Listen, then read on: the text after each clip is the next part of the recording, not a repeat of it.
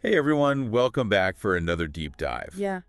Today we're going to be looking at something that might sound a little bit strange at first. Yeah. We're going to be talking about acting as if you are the best. Okay. And now I know what you're thinking. Right. You're thinking, well, isn't that just going to lead to, walking around with a big ego? Right. It's not about that. Yeah. No. It's really a Stoic concept about unlocking your potential. Okay. So let's kind of unpack that a little bit. Yeah. So you're saying that instead of acting as if you're the best is not about ego. It's about. Yes.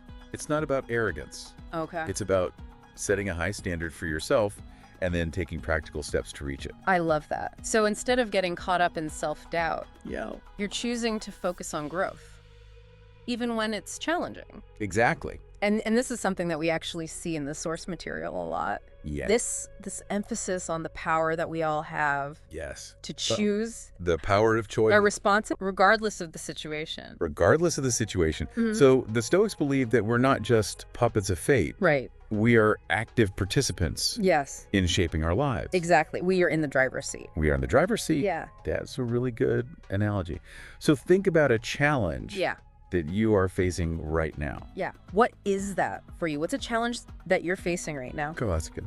How could shifting to this act as if mindset Okay.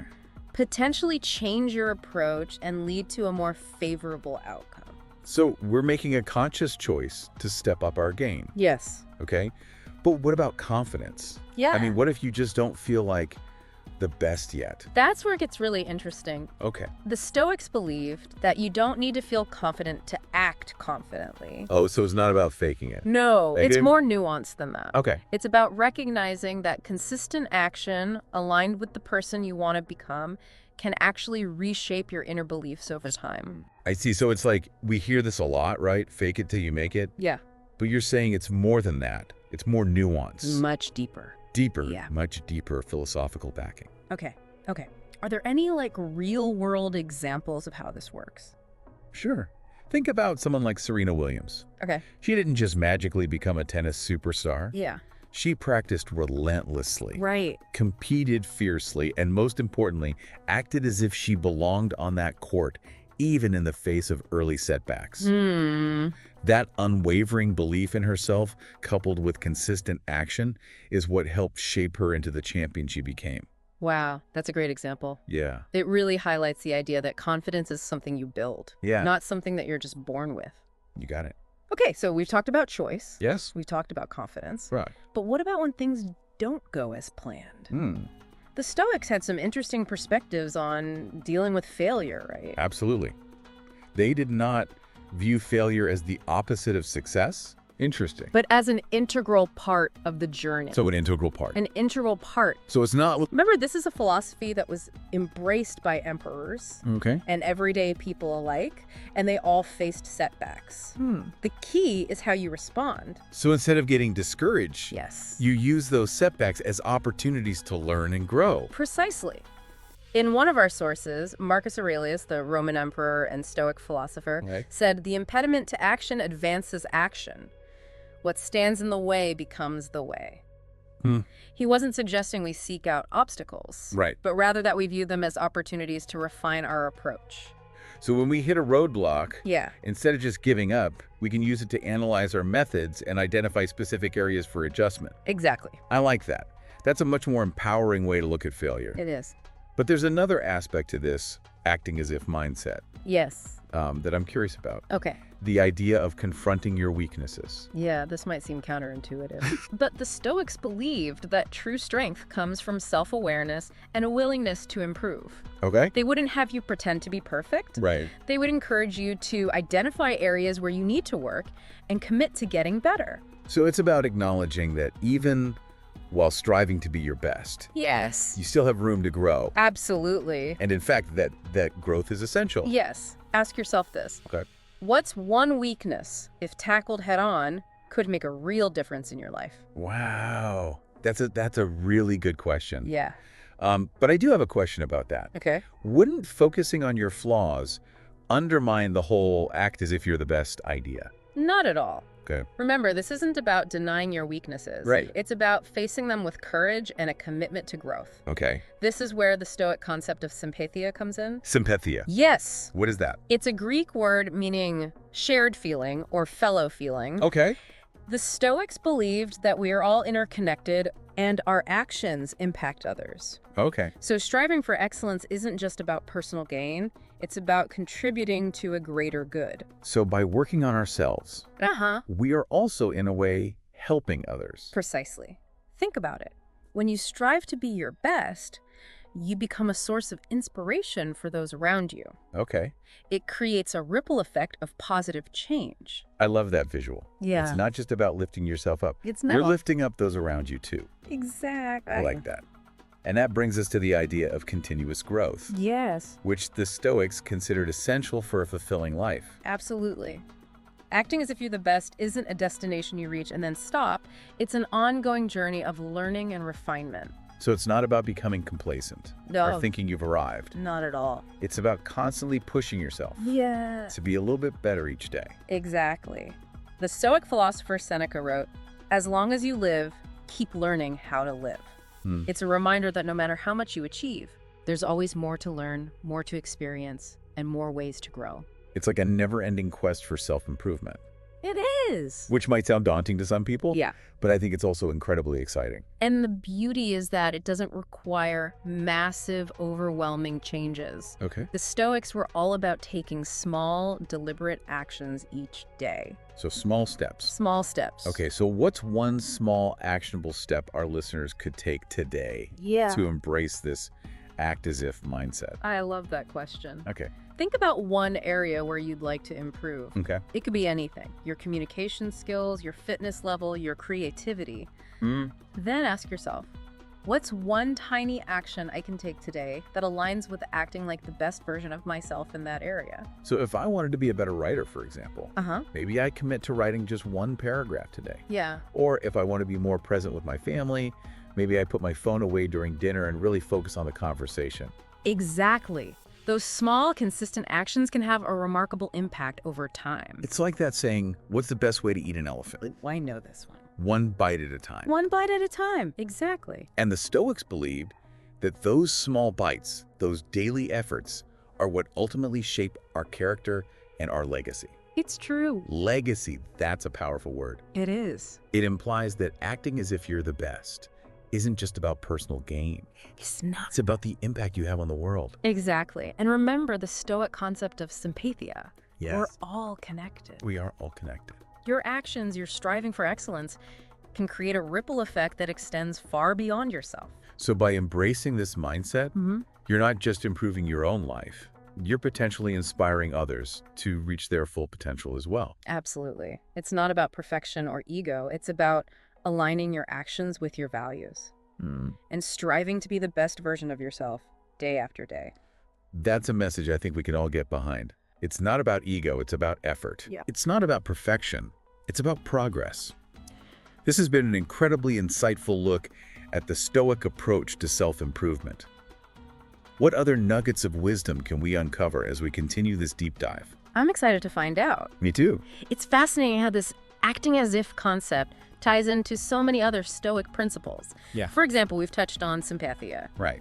But another key idea is the dichotomy of control. Dichotomy of control. Yes. What's that all about? It's the Stoic idea that some things are within our control and others are not. Okay. We have control over our thoughts, our actions, our judgments, Okay. but we don't control external events, So things outside of ourselves. like the weather, other people's opinions, Or the stock market. or the stock market for that matter. Okay, so how does this tie back to acting as if you're the best? By focusing on what we can control, our own efforts and our responses to challenges, Okay. we empower ourselves to make progress regardless of external circumstances. Instead of getting bogged down by things we can't change, we channel our energy into what we can. So even if you face setbacks or things don't go your way, you can still choose to respond in a way that aligns with your best self. Exactly. It's about recognizing that while you can't always control the outcome, Right. you can control your effort and your attitude. Your effort and your attitude. Let's say you're working on a project and you encounter a major obstacle. Okay. Instead of getting discouraged and giving up, Yeah. You can choose to view it as an opportunity to problem solve, get creative, and demonstrate resilience, all qualities that embody the best version of yourself. I see. So it's about shifting your focus from, I can't believe this is happening, to, okay, how can I navigate this situation effectively and learn from it? That's a great way to put it. Okay. And it's important to note that this doesn't mean suppressing emotions or pretending that difficulties don't exist. Right. The Stoics acknowledge that life can be tough and it's natural to feel frustration or disappointment. But they encouraged us to not let those emotions control our actions. So it's about processing your emotions, but not letting them derail your progress. Precisely. Yeah. And remember, the Stoics were big on taking things one step at a time. Yeah. Seneca, another prominent Stoic, wrote, "Every new beginning comes from some other beginning's end." It's a reminder that progress is often a series of small steps, and each ending provides an opportunity for a fresh start. I find that really reassuring, especially when facing a big challenge or feeling overwhelmed. Yeah. It's not about tackling everything at once. It's about taking those small, consistent actions that ultimately lead to lasting change. And those small actions add up over time. They do. Think of it like compound interest. Okay. Because like a small amount of money invested consistently can grow significantly over time. Right. So too can small daily efforts towards self-improvement lead to remarkable transformations. That's a great analogy. Yeah. It really highlights the power of consistency and the idea that even small actions can have a big impact over time. But let's be realistic. Okay. We don't always feel motivated or inspired to act as if we're the best. Right. What happens when we hit those inevitable slumps? That's where discipline comes in. Discipline. The Stoics believed that discipline is like a muscle.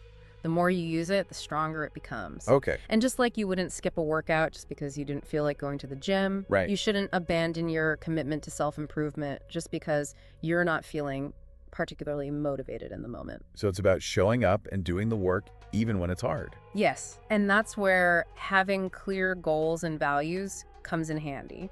When you're clear about what you want to achieve and why it's important to you, it's easier to stay focused and disciplined even when motivation wanes. It's like having a roadmap. Yeah. For those days when you feel lost or uncertain, you can always come back to your core values and goals to guide your actions. Exactly. But isn't there a risk of becoming too focused on achievement and losing sight of other important things in life? That's a valid concern, and it's where the Stoic emphasis on virtue comes into play. Virtue. The Stoics believed that virtue, living in accordance with reason and nature, is the ultimate good. Okay. While they valued achievement, they also recognized the importance of things like relationships, compassion, and living in harmony with the world around us. So it's not about becoming a workaholic or obsessing over success. It's about finding balance and integrating these principles into all areas of your life. Exactly. And that brings us to another fascinating aspect of Stoicism. Oh, The concept of amor fati, loving one's fate. loving your fate. That sounds a bit intense. It's not about blindly accepting everything that happens to you, Right. but rather about embracing life's challenges and opportunities with courage and acceptance. Okay. The Stoics believe that even difficult experiences can be sources of learning and growth. So instead of resisting or resenting what life throws at you, you try to see the value in it, even if it's not immediately apparent. Precisely. It's about recognizing that everything that happens, both good and bad, is part of the tapestry of life. And by embracing it all, we can find meaning and purpose, even in the midst of adversity. This is really making me think about how I approach challenges in my own life. Yeah. I tend to get easily frustrated when things don't go my way, but this idea of amor fati, Right. it's a whole different perspective. It's a powerful shift in mindset, and it doesn't happen overnight. Right. But by gradually cultivating this attitude of acceptance and embracing the ups and downs of life, we can become more resilient and find greater peace. I can already see how this ties back to the idea of acting as if you're the best. Yeah. If you can approach even difficult situations with courage and acceptance, Yeah. you're demonstrating a level of strength and resilience that truly embodies that ideal. That's a great insight. It's not about pretending that life is perfect or that you're immune to challenges. It's about facing those challenges head on with a spirit of acceptance and a commitment to growth. Yeah. And that in itself is a testament to your best self. This is all so fascinating, and I'm sure our listeners are eager to hear more about how these Stoic principles can be applied in their own lives. Me too. What other insights can you share with us? Yeah, it really is amazing how These seemingly simple Stoic concepts Right. can have such a profound impact on how we view ourselves Yes. and the world around us. Yeah. As we kind of wrap up our exploration here Okay. of acting as if you're the best, Okay. I'm curious to hear a little bit more about how this mindset Yeah. can translate into tangible actions. Well, one of the most practical applications of this idea is in the realm of goal setting. Okay. The Stoics weren't just passive philosophers. Right. They were also very action-oriented. Yeah. They believed in setting ambitious goals, Okay. but with a healthy dose of realism and a focus on what's within their control. So it's not about setting yourself up for disappointment by aiming for the impossible, but rather about finding that sweet spot between challenge and attainability. Exactly. And when setting those goals, it's helpful to approach them from the perspective of acting as if you've already achieved them. I see. What would the best version of yourself be doing right now? Okay. What habits would they have? What Yeah. actions would they be taking? I love that. Yeah, It's like stepping into the shoes of your future self exactly. and using that vision to guide your present actions. Yes. So instead of saying, I wish I were more disciplined, Yeah. you ask yourself, what would a disciplined person do in this situation? That's a great way to frame it. And it's not about denying your current reality. It's about using your imagination to bridge the gap between where you are now and where you want to be. This reminds me a lot of the concept of visualization, Mhm. which is often used in sports psychology Yes. and personal development. Absolutely. By vividly imagining yourself achieving your goal, Yes. you create a mental blueprint You do. that can help you stay motivated and focused. Yes. And the Stoics were very much in tune with the power of the mind. Okay. They believed that our thoughts shape our reality, and that by focusing on what we want to create, we increase our chances of success. Yeah. But they also emphasized the importance of balancing that optimism with a realistic assessment of potential obstacles Okay. and a willingness to adapt along the way. So it's not about blindly believing that everything will go perfectly, but rather about approaching your goals with a positive yet pragmatic mindset, prepared to adjust your course as needed. Precisely. And that ties back to the idea of amor fati, loving your fate. Yeah. Even when things don't go according to plan, Right. we can choose to view those setbacks as opportunities for learning and growth. Of course. Remember, obstacles are often the stepping stones to greater things. It's so easy to get discouraged when we hit those roadblocks. It is. But this Stoic perspective offers a completely different way of looking at them. Yeah. Instead of seeing them as failures, Right. we can see them as challenges to overcome, Yeah. as opportunities to test our resilience and ingenuity. That's a great point. And that resilience, that ability to bounce back from setbacks, Yeah. is a crucial characteristic of someone who is truly acting as if they are the best. Okay. It's not about being perfect or never making mistakes. Right. It's about having the strength and determination to keep moving forward even when faced with adversity. It's about embracing the journey It is. with all its twists and turns and trusting that even the difficult experiences can ultimately serve a purpose. Exactly. And as we navigate that journey, Yeah. it's helpful to remember another key Stoic principle, the importance of living in the present moment. Being present. While it's important to have goals and aspirations, the Stoics cautioned against getting too caught up in the future Yeah. or dwelling on the past. Mhm. True fulfillment, they believed, comes from being fully present in each moment. So it's about finding that balance between striving for what's ahead and appreciating where we are right now. Yes, it's about enjoying the journey, not just fixating on the destination. And that brings us back to the essence of acting as if you're the best. It's not about achieving some external measure of success, Right. but about embodying a way of being, Okay. a way of approaching life with purpose, integrity, and a commitment to growth. This has been such an enlightening conversation. It has. I feel like I have a whole new set of tools and perspectives to apply in my own life. Me too. And I'm sure our listeners are feeling inspired to explore these Stoic ideas further as well. I hope so. So to everyone listening, Yes. we encourage you to embrace the Stoic mindset of acting as if you're the best. Yes. Not out of arrogance, Right. but out of a desire to unlock your full potential Absolutely. and live a life filled with purpose and meaning. Thanks for joining us on this deep dive. It's been a pleasure.